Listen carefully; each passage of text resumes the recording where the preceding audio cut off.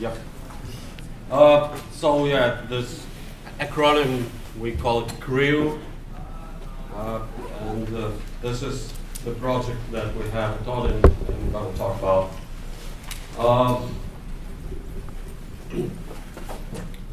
So I'll start with telling why would you want to do live migration of containers, and when we'll continue on to why would you want to do live migration of containers, and finally how complicated is the task and how it's done at a very, very high level overview. It's actually this talk about, it's not about CREW per se, but one of the applications of CREW, which is live migration. So CREW is the underlying technology that makes it possible. So this is what I'm going to tell about why live migration could be useful, why not, and what are the oops.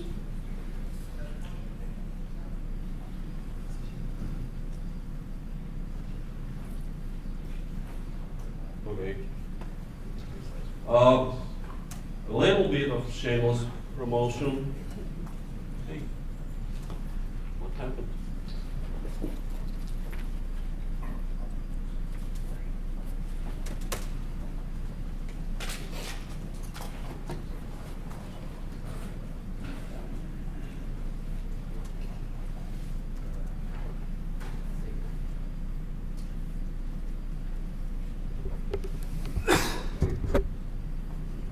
Try fresh start.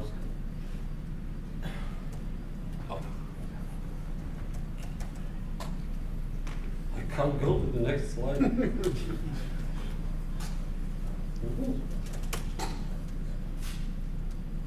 I can go forward.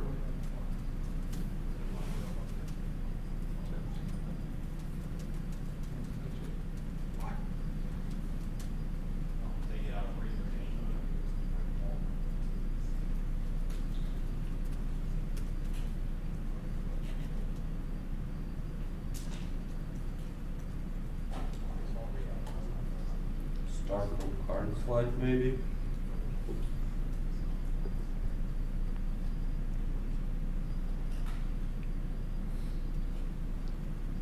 What's going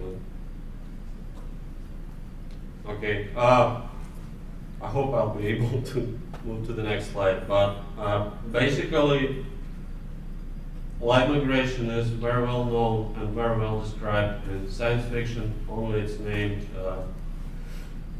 teleportation. And what teleportation is, you scan the object, analyze its complete state, pass the data of this state of the object, and then reassemble it in some other place. That's how it is. And live migration is pretty much the same thing. We save the state, we transfer the state, and then we recreate it. The only difference is like live migration is actually working.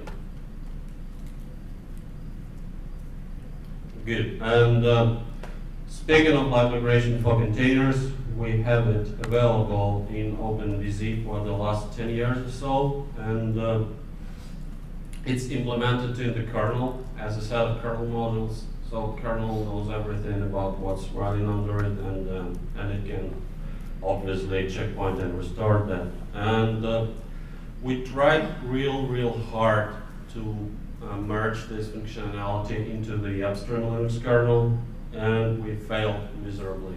And we were not the only ones. So there were other people who were interested in having checkpoint and restore implementation in the kernel, and it's just not possible. It adds too much code into the kernel, which is already way too complicated. So, and we are still maintaining our in-kernel implementation, but 4 years ago we have decided that if we cannot merge it into the kernel, let's try to implement it in user space. And this is what CREW is about. It is a user space application, and with a little bit of help from the kernel, we are able to do that. So finally, why would you need to migrate containers? The first and most obvious reason, it's pretty impressive. It looks awesome. Then you show it to the unexperienced user, it blows them up. And basically, you take a set of processes and then you move them from one physical machine to another. That looks very cool. Other reasons are you can use it to do load balancing in a cluster. Like if some of these nodes are overloaded and some of the servers are idling, you can move some of the workload to the idle servers. There are different scenarios possible in this situation. And also things like kernel upgrades, when you need to actually reboot the machine, that usually means service interruption. So you can avoid that by migrating off your containers to a different system and reboot this one and back.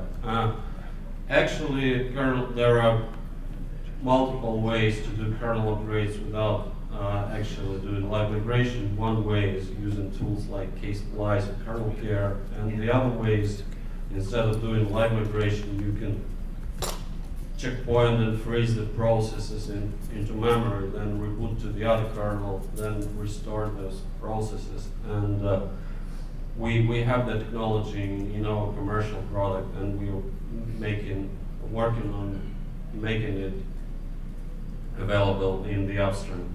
And finally, yet another reason to do live migration is when you need to do hardware upgrade or hardware maintenance.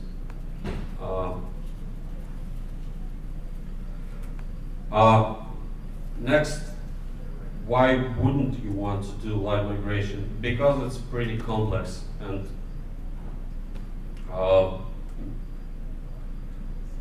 various bad scenarios are possible. It's really complicated technology and things can go wrong in multiple ways. So you can avoid doing live migration. One way is if you want to do live migration for load balancing, instead of migrating the applications that has the load, you can migrate the source of this applications causing the load, and it's usually the income network traffic. So you can use network load balancer instead of a live migration. One way to avoid live migration is totally switch to microservices, the model that is employed by OpenStack and Docker and some of the Docker-based projects such as Kubernetes. And the idea with microservices basically is you don't have much state with the applications that you run, so you can easily kill them and restart them somewhere else on a different system. Third option to avoid live migration, we call it crash-driven updates. Basically, the idea is if you want to upgrade the kernel, you just wait for your machine to fail. And when it fails, you press the reset button and you reboot to the new kernel. It sounds a little bit crazy, but a lot of our customers are using this model. So it probably has its own place. Finally, scheduled downtimes. You say like next Friday we go and shut down our email. So please be careful and be prepared. If you're not, you're screwed. This is the usual option that lets sysadmins work over the weekend usually. So these are the ways that you don't want to do live migration.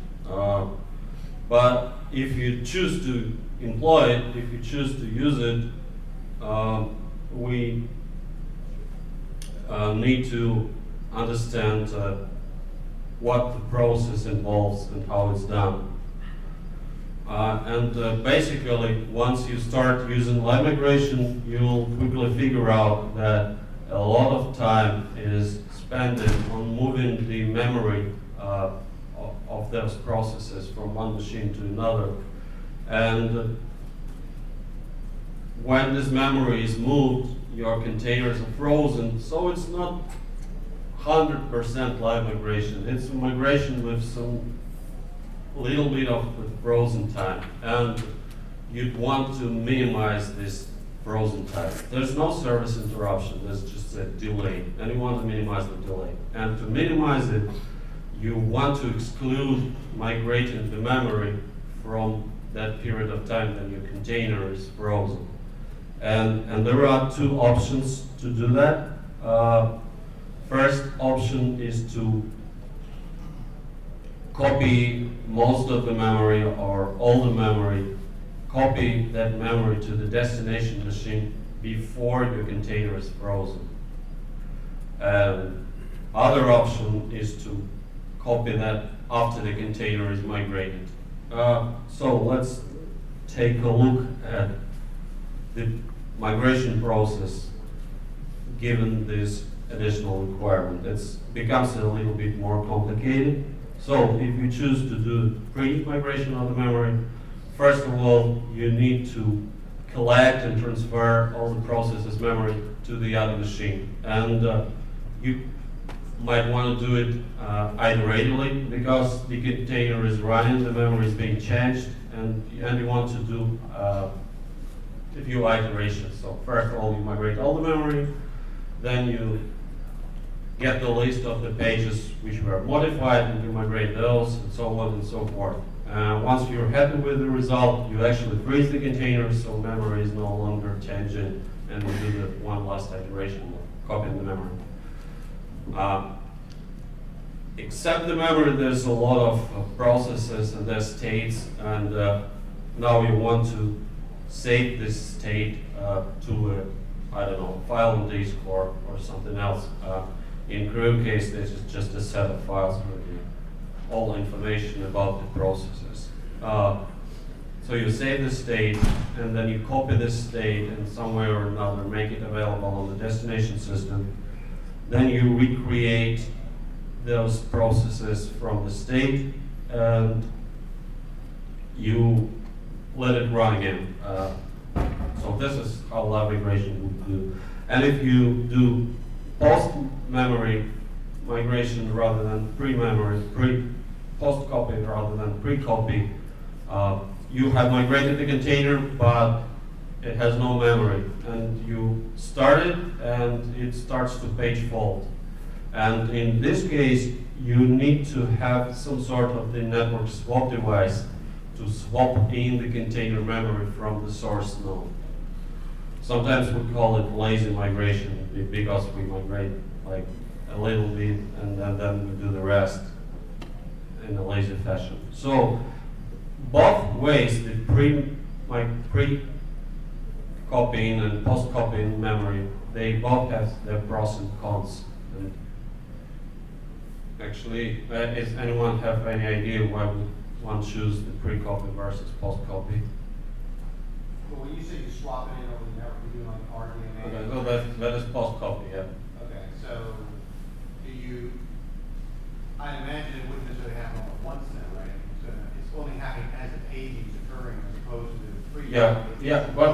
Once paging in is occurred, you can actually start like pushing the pages out. So this process will take minutes rather than hours. And the good thing about this approach is the container becomes available on the other machine earlier. The bad thing with this approach is it's more error prone because if the link between two machines breaks, if there's no network connection, you're totally screwed. You have to kill the container basically, and the kernel will kill it actually. If you do pre-memory migration, there is no such problem because you always have a frozen container on the source node, and if anything goes wrong at the last moment, you can unfreeze it on the source. So the post-memory migration is making it faster, but it's more error prone. Well, this is why we try to implement both and let the user decide which one is better. Anyway, let's see how complicated is the live migration, and let's describe it step by step. And for that, I would want to compare the live migration of container versus VM. So live migration for VM is not something new. It's been available for more than 10 years, and compared to containers, which I think we released live migration in OpenVZ in 2006.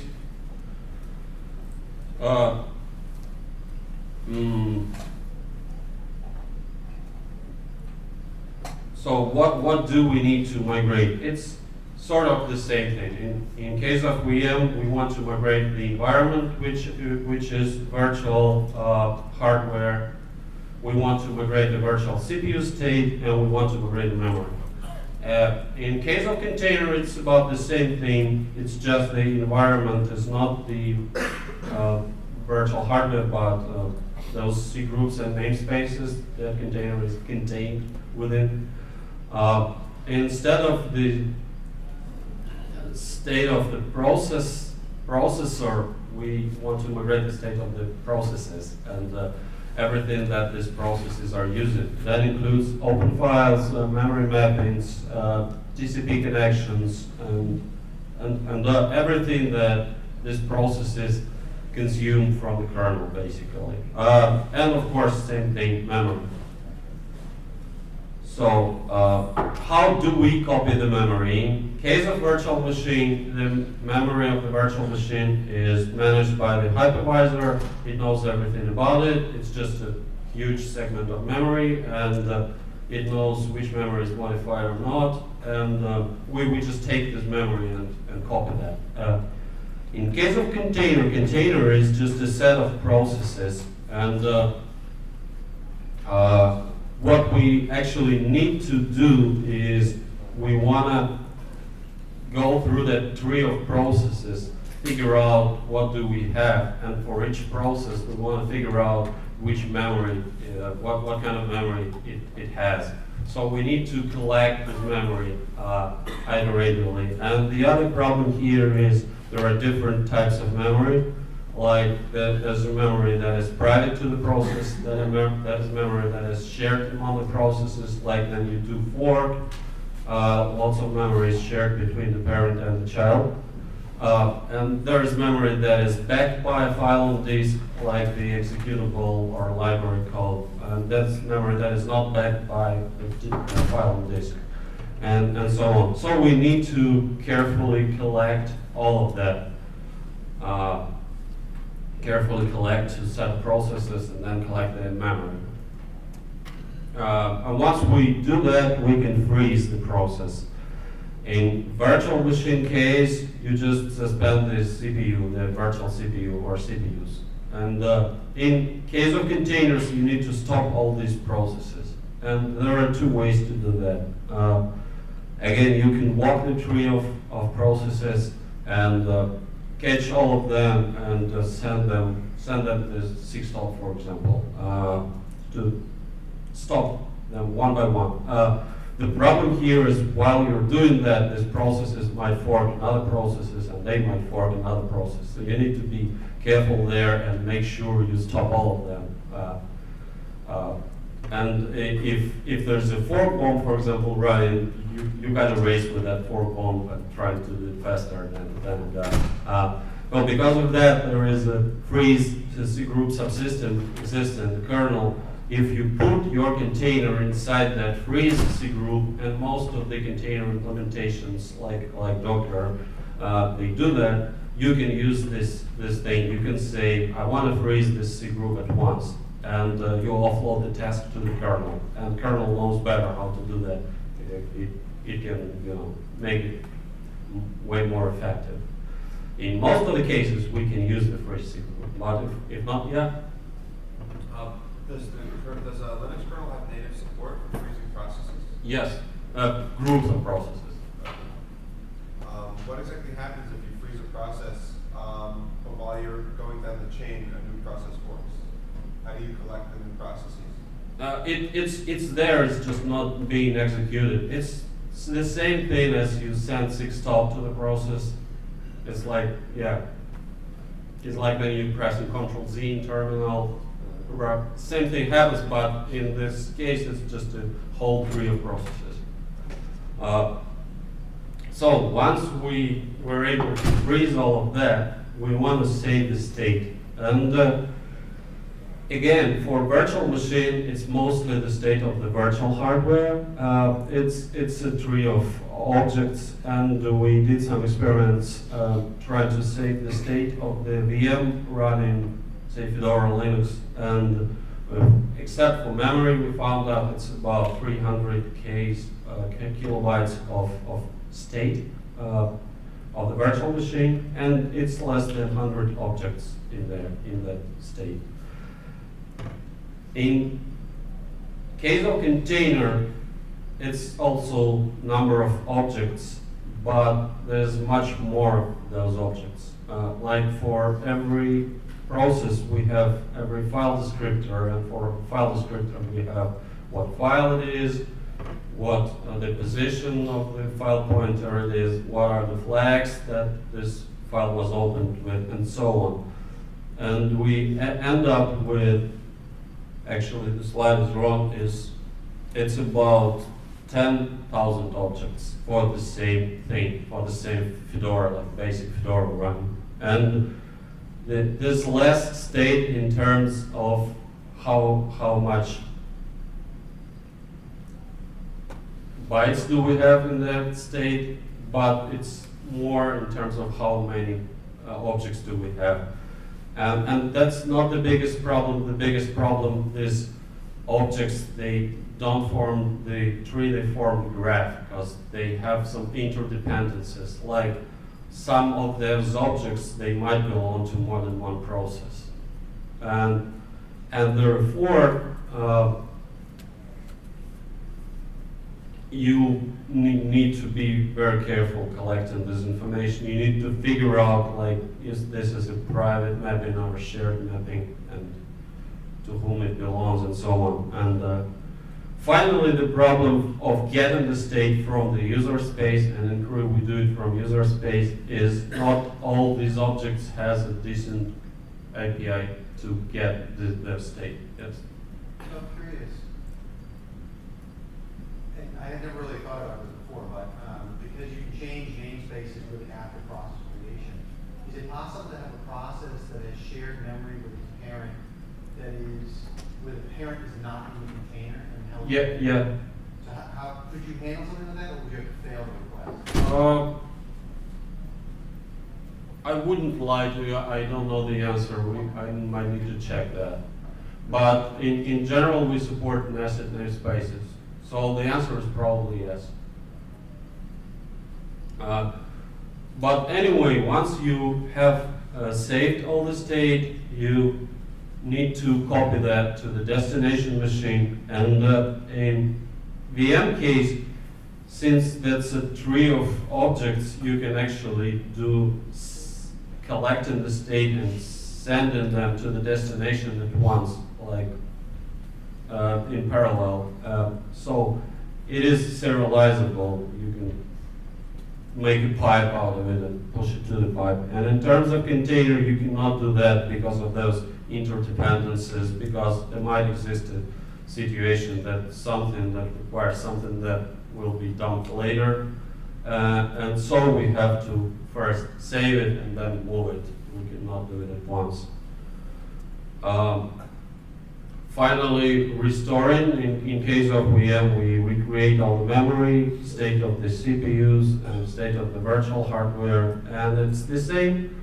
It's the same with containers, it's just that there are much more smaller objects for containers.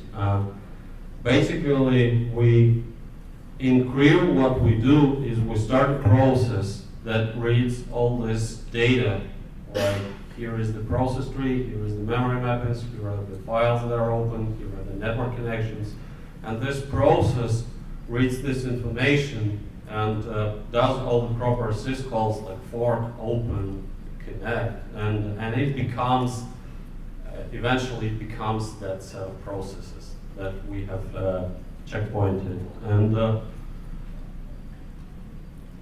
you also, again, you need to be very careful about the order, how do you recreate those projects. You basically, you need to solve the task, like this is the graph of processes, which these are the rules that we can use to recreate those sets. Like you cannot create a child process before you create a parent process. You need to follow some order in here. And basically, you need to solve this task of how to recreate it in a proper way.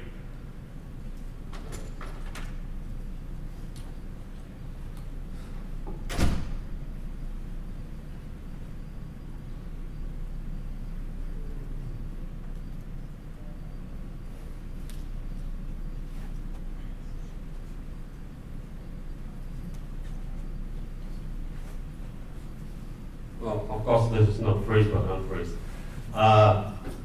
So in case of VM, you just let the virtual CPUs run. You just resume those, and it's sort of the same for container. You either send SIGCONT to every process to keep it running, or you use the freeze cgroup and you say unfreeze. And in case you are doing that with SIGCONT, you need to be careful about the order in which you unfreeze those processes. Because if you make it wrong, there might be some side effects, unwanted side effects. Finally, if you implemented post-memory migration, you swap in over the network. Actually, this technology is still impossible in the upstream Linux. It's still a work in progress for both VMs and containers. For VMs, they just recently merged the so-called user fault FD, which is a way to fulfill the page fault handler from the user space processes. So when you have registered and then you have opened that user fault FD, once there's a page fault, the kernel wants a page of memory that is not there, it informs that user space process, like I want a page, and that user space process is trying to get this page and bring it back to the kernel, and it can do this network swap. So this technology was merged into the 4.2 kernel, and currently there is an ongoing effort to use this for KVM and QEMU, and we'll probably use the same user fault FD thing. It's just currently it's not sufficient for our case, because in case of VM, it's the same processes it's the same QEMU process, it's a single process that does that page fault, that incurs the page fault, and it fulfills the page fault by itself. In our case, this is CREW who should fulfill that, and this is that set of processes that does the page fault. And there are some other minor problems that I won't bother you with. So, CREW is implementation of all I was just talking about. We can do everything except for that post-migration. And it's available from crew.org, and we have Twitter account, and we have Google Plus page, and the code is on GitHub. And there's pretty vibrant community that we have around this. It's mostly driven by Odin, but there are engineers from Google, Canonical, Red Hat, SUSE, Debian, Samsung, Huawei, Docker, who are working on that too. So far, and IBM, who are adding PowerPC support. We just released version 1.7.2 this week. As I said, we're 4 years old, and we can migrate OpenVZ containers, LXC, LXD, Docker containers, and yeah, Docker was showing that live migration of the Quake server. Underneath there is Creo. And finally, Linux kernel developers are also aware of the project, and they're really helpful. We have about 150 patches to the kernel to aid in checkpointed and restore. This is not too much compared to what the in-kernel implementation would take. I think I'm going to show a little demo at this moment.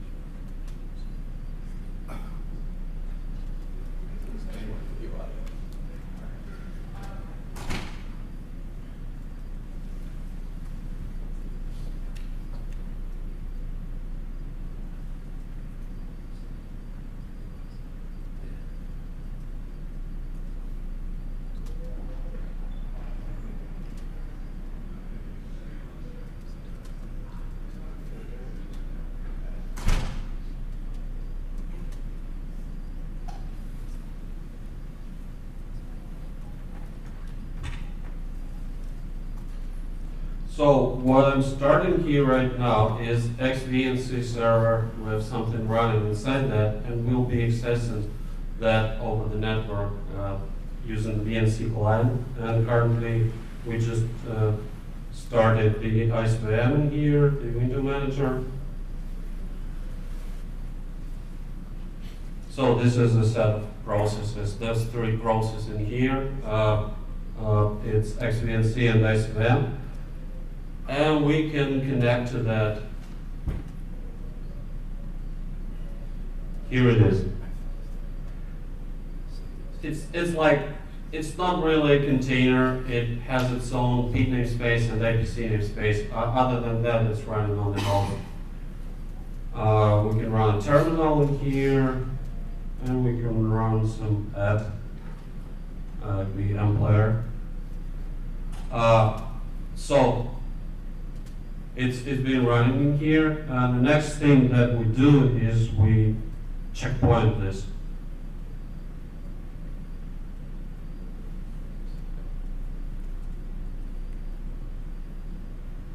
We know the PID of this whole tree, and we do Creo task pid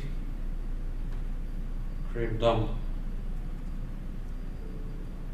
And we've got to have an option to migrate TCP connections, because there is a TCP connection between the client and the server.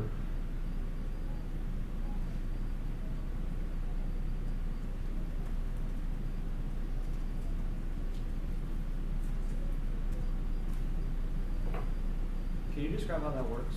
Connection migration? Oh, yeah.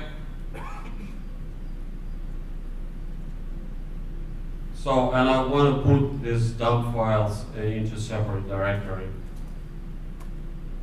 So, this is now frozen, and we can take a look at PS, XF, and these processes are gone. And we can now recreate, and we can take a quick look into the image directory. We have those information about those processes, including memory, like, I don't know, pipes, open files, and so on. So let's restart from that.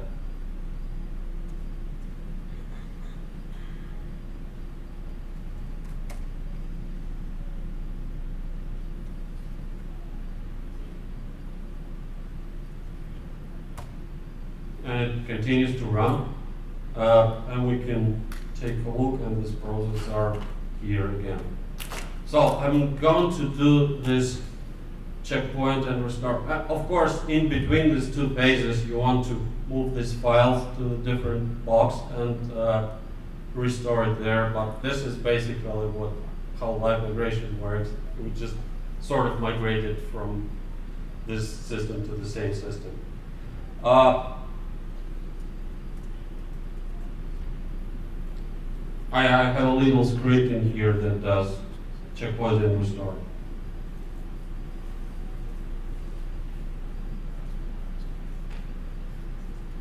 So if you look at the video here, you see that it freezes for some subsecond. Can you actually see that the video is freezing?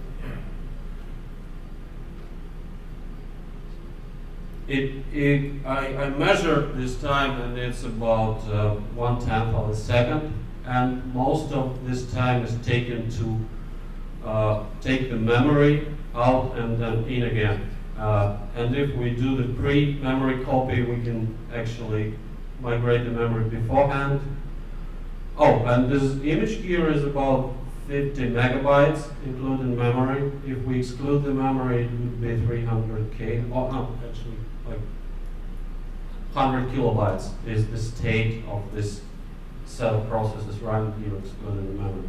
There was a question about the TCP connection migration. Basically, we have the in-kernel flag to create a socket in a so-called repair state, and this is a flag. If we have this flag set, what we do then, we call like connect, we call accept, usual stuff, but it moves the socket into the desired state without doing any networking. So we already have this TCP socket connected, or we had it on the other system. So we create a socket, and then we call connect, and it moves into the connected state. So this is how we migrate the established TCP connections. And the other thing is you need to be careful about what to do with the traffic. And just before doing the freeze, we add the IP tables rules on the source to drop the packets. So these packets are dropped, and so the other side won't get the X back.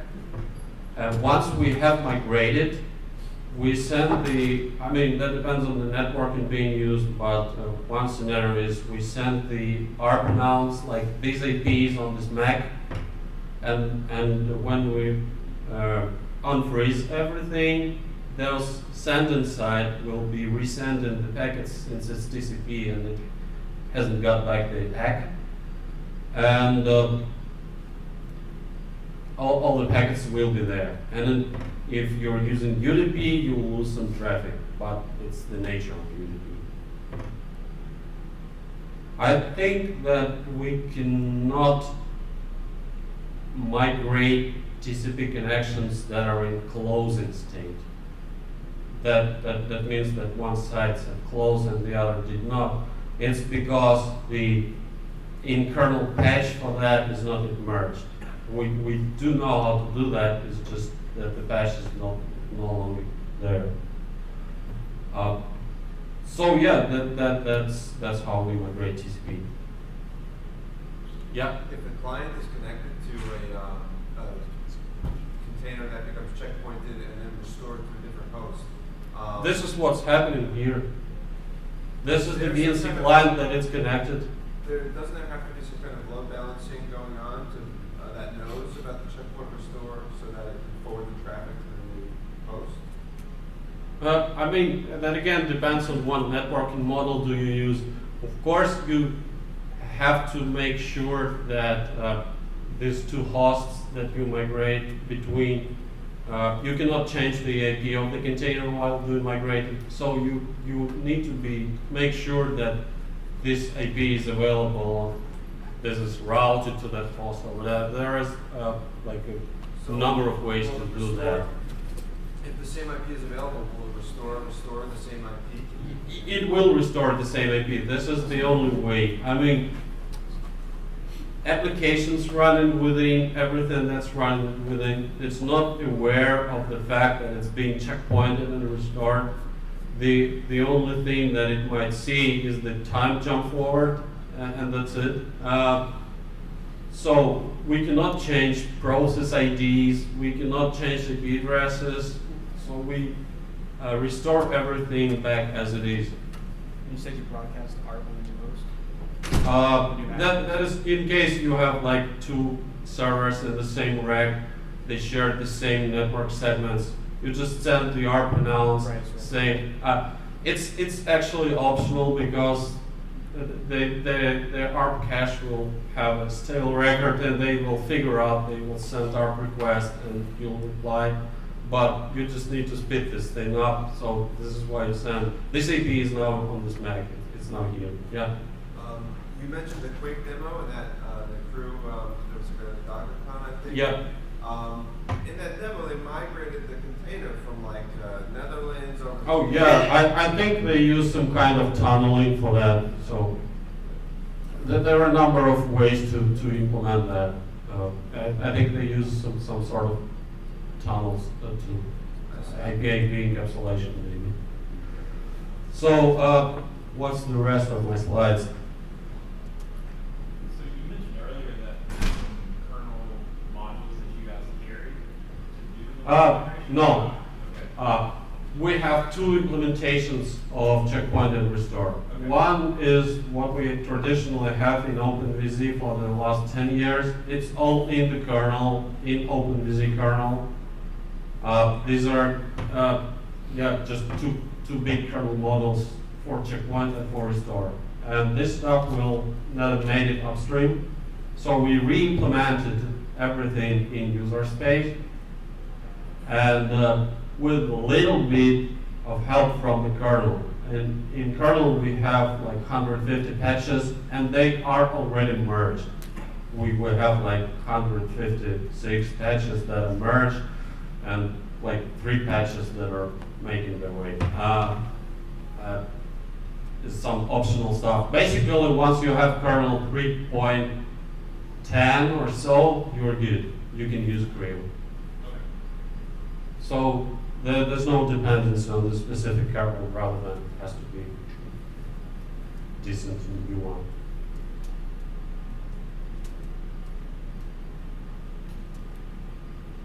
And with the user space tools, you can actually do the migration to a different. Oh, that's what I'm going to tell. So back to the slides.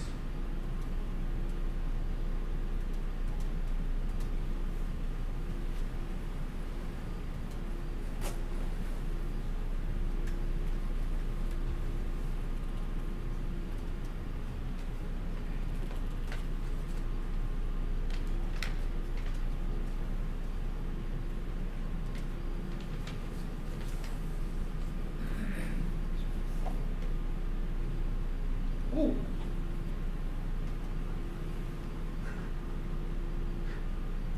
Looks like OpenOffice crashed.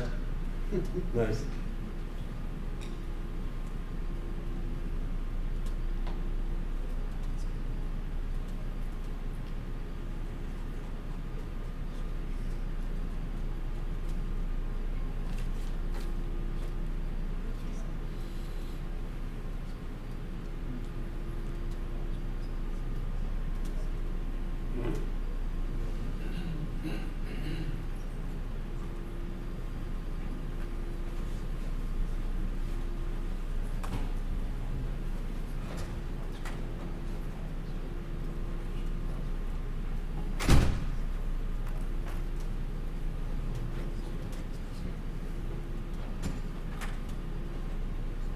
So I was just talking about live migration, but Creo itself is doing checkpoint and restore, and then there are other interesting scenarios possible with this technology at hand. One way people are actually using it is for huge HPC jobs, like in bioinformatics. You have some very long calculations going on in RAM, occupying gigs of RAM, and they take days or maybe weeks. And if there's a power failure in the middle of it, you lose all the results.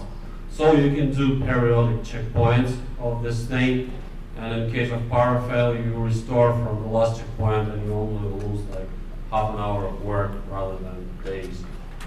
And HPC people are also using this to load balance between nodes in cluster. One other interesting scenario is speeding up the services that are slow to boot.